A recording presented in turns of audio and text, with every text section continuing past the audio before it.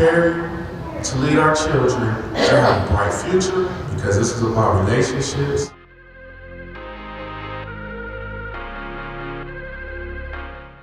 I am Big Y of the City of Champs, Inglewood, and I'm here with candidate running for Senate for District 35, my brother, Anthony Perry. What's going on, my brother? Good. How you doing, my brother? Hello, everyone.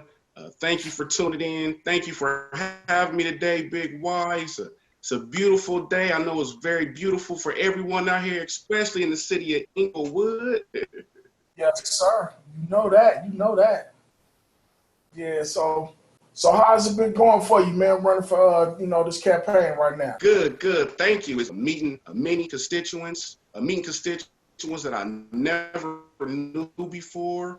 So it's very humbling, to meet a great diverse community and many different backgrounds and ethnic groups and things of that nature. So it is a very humbling experience for me. Thank you. Right. Well, it's kind of crazy that you're coming into some crazy times, and I know you're gonna be able to soldier us through some of this stuff that's going on because we live in a different time, a different world. You know what I mean? And it's a lot of different things that are being demanded by the people. You know what I mean? Yes, absolutely. These are some tribulous times that we're absolutely going through. However, being a product of the community and experiencing things in our personal lives, I've always told people I'm built for this. We've been facing adversities and struggles our entire life, and we always find a way to stay strong, weather through the storm. And when it's all over, it's all about all of our people, being on top and making it through this, peacefully and healthy. Right. All right. I mean, there's a lot going on. I know for you, it has to be a passion and near and dear to your heart to even want to take this leap of faith and jump out here to be somebody that represents the people for our community. So I want to know, like, what are some of the things what is like one of the things that you were really passionate about that made you take this step to want to run for Senate for District 35? Yes. Well, number one, I'm very passionate about family and our children. I'm very passionate. I think things in our school systems that I didn't believe were in the best interest of the average student, such as, watered down curriculums, reduction of teachers, cutting school budgets, and that affects our children. And seeing my children and our children and working as a teacher, I said, hey, in 5 years, if we don't fix this, our schools is going to be in the process of being took over, if not by the federal government, but by the state government. And that's one issue that we're seeing in Inglewood right now. Also, another thing that is very passionate for me and I have a very heavy heart for is the amount of homelessness. It breaks my heart riding past these homeless communities and seeing so many tents and boxes and things of that nature. It is not humane. It is not sanitary. It's not safe, especially everything that's going on with COVID-19 just in general. And it's very important that we take care of our children and also take care of those that are in need, that are sleeping on the streets, because I believe none of us should be sleeping on the streets. And these are two of my top two issues that I will take on and I'm up for, is because we must protect our future, and that's protecting our kids.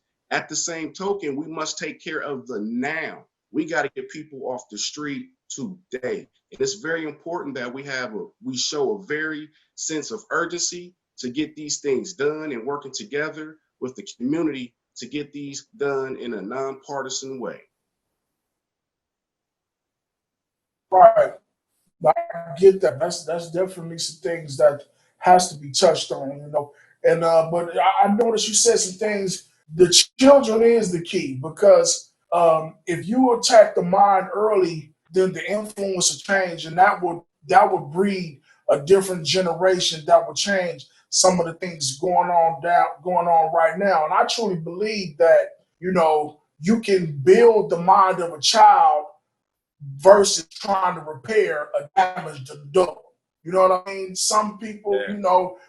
we can help those and we can do what we can. But if you can get the mind and the influence taken care of properly in the beginning, I think some of these things will change. You know what I mean? And being one of the ones that really came from a lot of different things that I was influenced by, I'm a living proof of that. So that's another thing that needs to happen in the schools that doesn't happen anymore. And I want to see, would you be able to take that challenge to try to get some of those things back into the schools, like wood shopping, metal shopping, and auto mechanics, and even driver's education, and some things even teaching kids, how to even set up a bank account, do a job interview, fill out job application, things that's going to mean something versus teaching kids uh, fairy tale made up American so-called history. You know what I mean? But things, the tools that's going to give kids something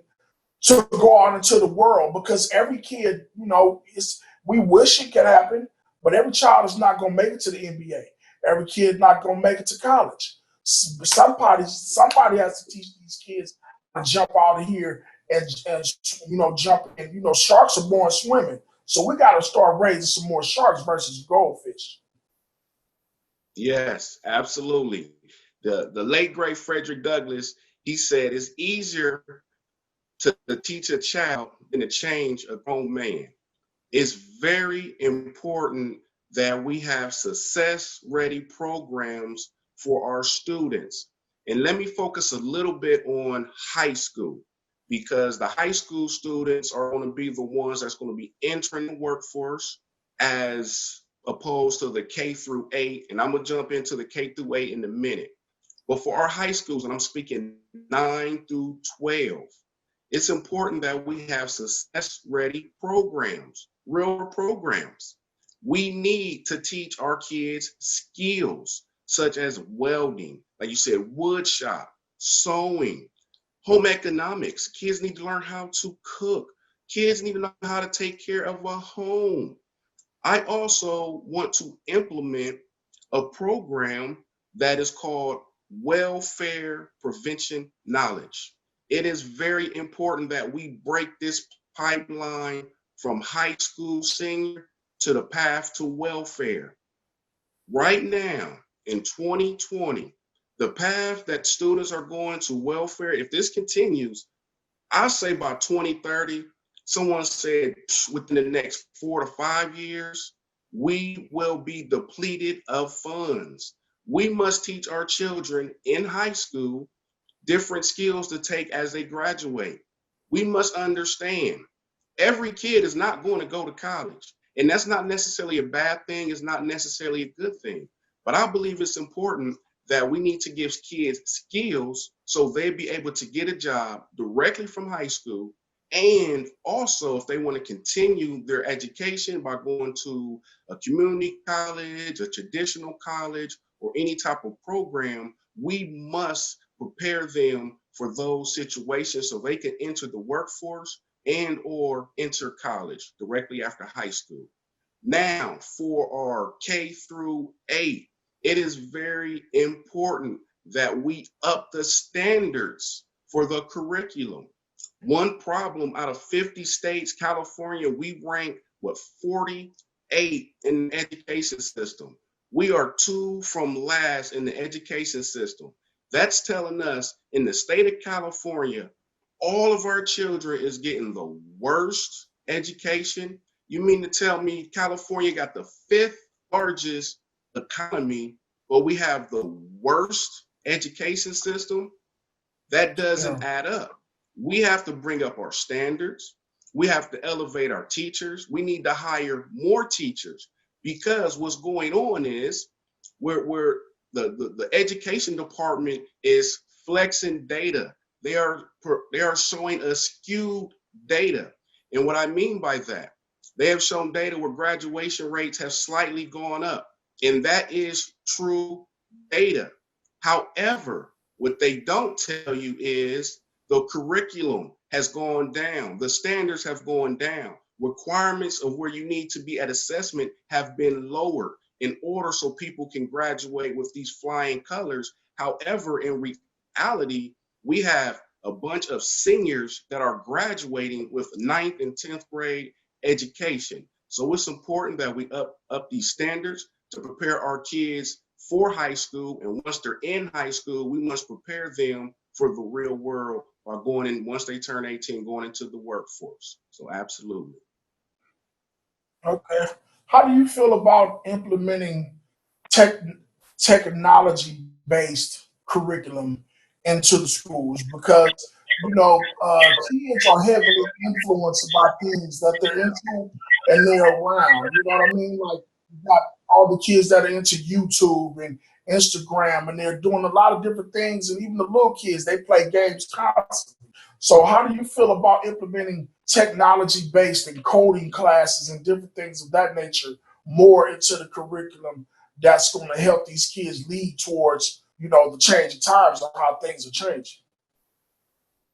Yes, I support it 100%.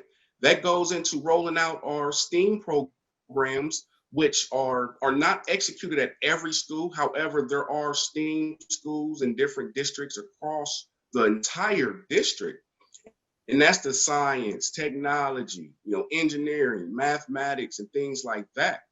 Coding, that is one area that we want to make sure our students have a skill for, especially in elementary going to high school.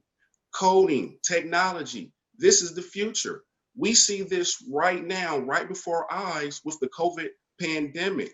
Most of 90% of our children are at home right now on the computer through Zoom or Google Classroom, working through technology with their teachers. We see this technology right now. We need this now. It's important that we do not fall behind the curve, but also get ahead of the curve and also be prepared for the next curve. So technology is something that needs to be implemented now, and technology is something that we will need moving forward for the rest of our lives. Technology is going not anywhere, and it's important that our children are trained, are taught, and have the opportunity to have access to working, technology, engineering, arts. These are very important programs that our students must know, and we will apply this for our students to have access for all students.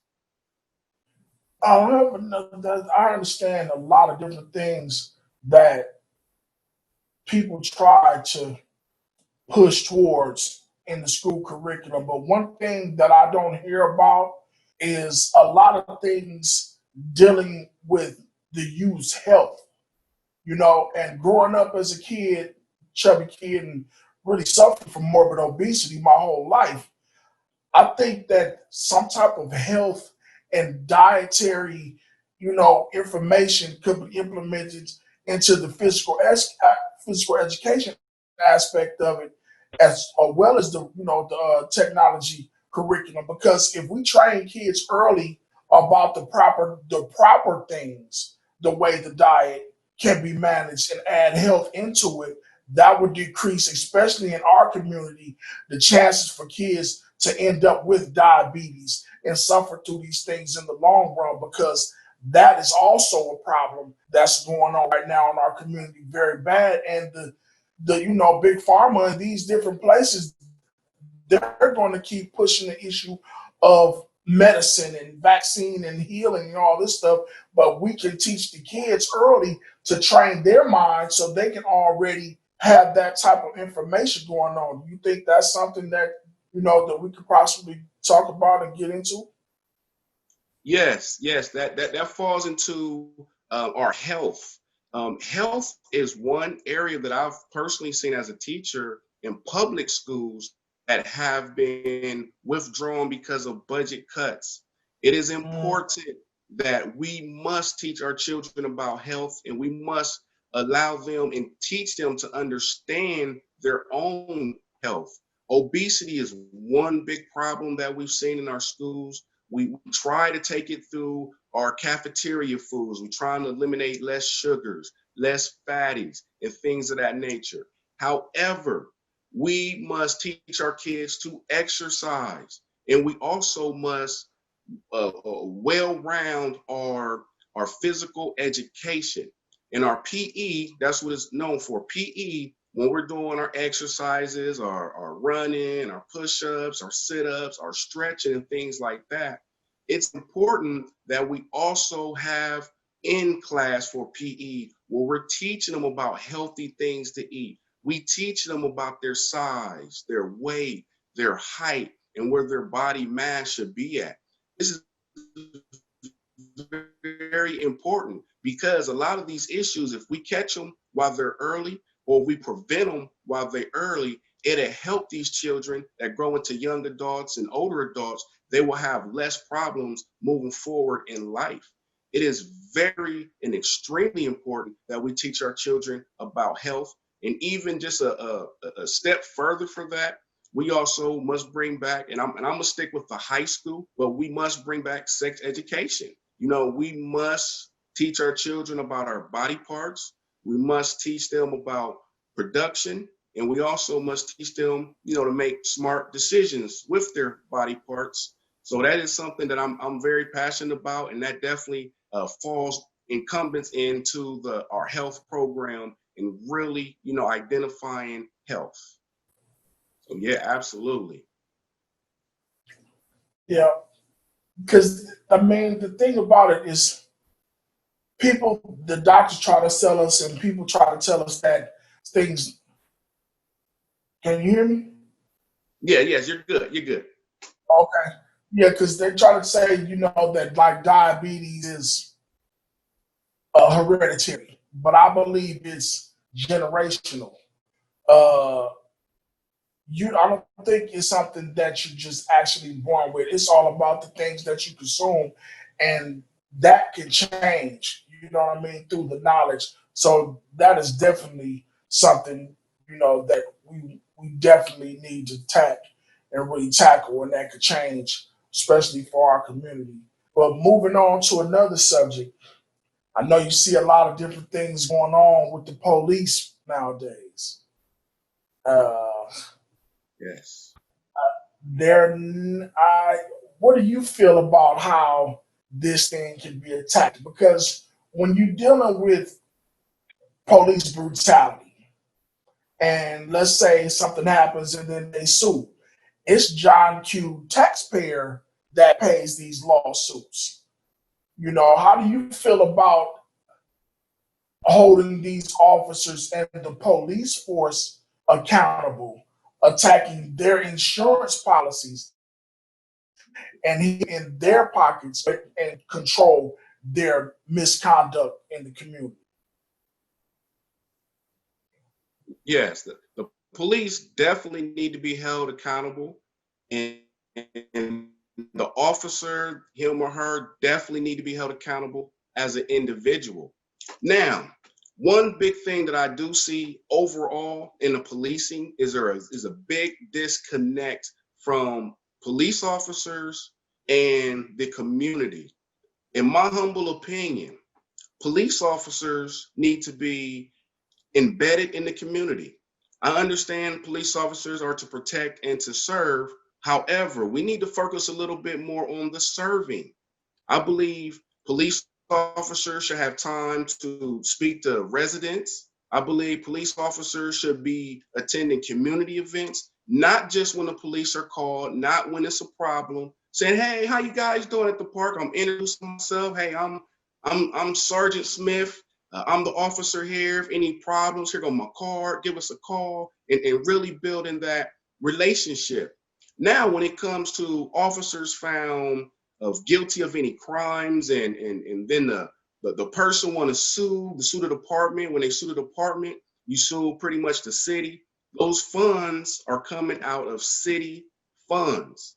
I believe that the police officers should be paying these fines. It's a double-edged sword. The biggest question is who should pay? The police union and the police officer and the city.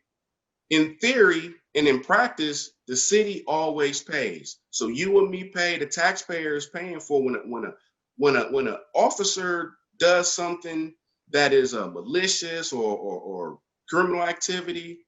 The officer gets demanded from their police department. We sue, they get a check. Taxpayers pay for it. This is the argument. We believe, and I believe that the police union should pay. The biggest double-edged sword is if the police union and the police pay and they get these $1 million payouts, it's a chance that the victim may not get paid. That's the biggest problem. You sue the city, they're going to get the money, and the department paid to settle. And then when they pay these settlements, they always come with an NDA, a non-disclosure agreement. Once you settle that case with the city, they write you a check for $1 million or however that case may be. You can't talk about it anymore. Sometimes the officer gets slapped on the wrist. Sometimes officers get honorable discharges. Sometimes officers get transferred to a new different department. Some of them just work for a whole different police force. So it's a double-edged sword. And with that being said, I like to introduce pretty much a police insurance. Police unions should have their own insurance to pay for these lawsuits. And because I believe once the police unions start paying for it, police unions will internally correct these issues. Because now you're going into your police union's pocket, you're going into their pensions, you're going into their 401ks. So on the inside of all this, police officers are going to say, hey, Sergeant Wilcox or Sergeant Smith, hey, this is unacceptable. Hey, if you continue this behavior, we're going to get rid of you. We're going to terminate you. We're going to address it before you make, stupid mistakes, or before you terrorize the public, or before you arrest and harass an innocent Black or brown man or anyone of that. So I believe it's a combination, but ultimately, I would like to see the police unions and the police officers to pay for these lawsuits, because taxpayers' money in the cities we paying for, we shouldn't have to pay for a police brutality. And that's ultimately what's happening. Taxpayers are paying for police brutality in these lawsuits, and that needs to change. All right, all right. I definitely feel that way. We had our own conversation, so you know how I feel about it. Sir, yes, So, sir. yeah, so we definitely gonna get to it, and you got your work cut out for you, and I'm riding with you. So whatever I could do to continue to be of support of Anthony Perry for Senator for District 35, I definitely will be there. And I want to thank you for coming on today and shedding a little light about yourself and some important topics for our community. And good luck to you, brother. And I'll see you at the finish line. Yes, and thank you so much, Big Y, and thank you for everything that you're doing in the community, and all of your volunteer service and working with the kids, and even working with the young artists and grooming them and showing them a better way. And we thank you for your leadership, and the city of Inglewood is great to have you. And we thank everyone for tuning in today. I'm Anthony Perry, your candidate for California State Senator, and I ask everyone to visit my website at anthonyperry.org. You can get more information. You can make a donation. You can find everything that's going on. And we thank everyone for tuning in today. And please vote Anthony Perry for Senate coming up on November 3rd. Thank you. And so you go vote. All right, Ant, I'll talk to you. Thank you, sir, very much. And thank you, everyone. Have a wonderful day. Thank you so much.